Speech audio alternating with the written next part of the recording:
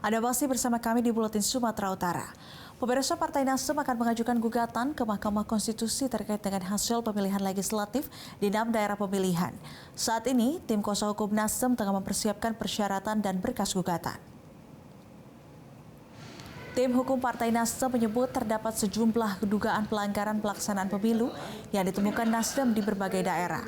Ada sekitar 6 dapil yang akan diajukan gugatannya ke MK, yakni 3 dapil di Sumatera Utara, 2 dapil di Jawa, dan 1 dapil di Papua. Sejumlah temuan pelanggaran pelaksanaan pemilu yang ditemukan Nasdem berupa surat suara tidak sah, suara partai yang hilang, hingga putusan Bawaslu yang tidak dilaksanakan oleh KPU. Kuasa hukum Partai Nasdem Ucok Edison Marpaung menyebut Nasdem telah mengumpulkan berbagai bukti untuk menjadi dasar gugatan ke MK hari ini atau paling lambat besok sesuai dengan batas waktu yang telah ditentukan.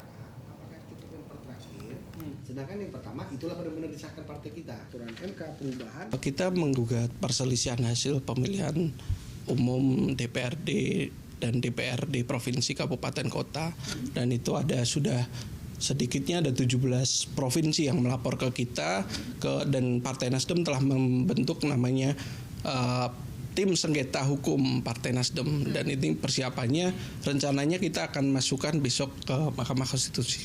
Ini apa aja Mas yang digugat sebenarnya, ada permasalahan apa sehingga? Banyak, ada beragam ya, ada yang soal surat suara tidak sah, ada yang soal Partai Nasdem dihilangkan, terus ada soal kalau di Papua ada yang sistem-sistem noken, terus ada yang putusan-putusan Bawaslu yang sudah kita adukan ke Bawaslu, sudah ada putusannya tapi tidak dilaksanakan oleh KPU. Jelajahi cara baru mendapatkan informasi. Download Metro TV Extend sekarang.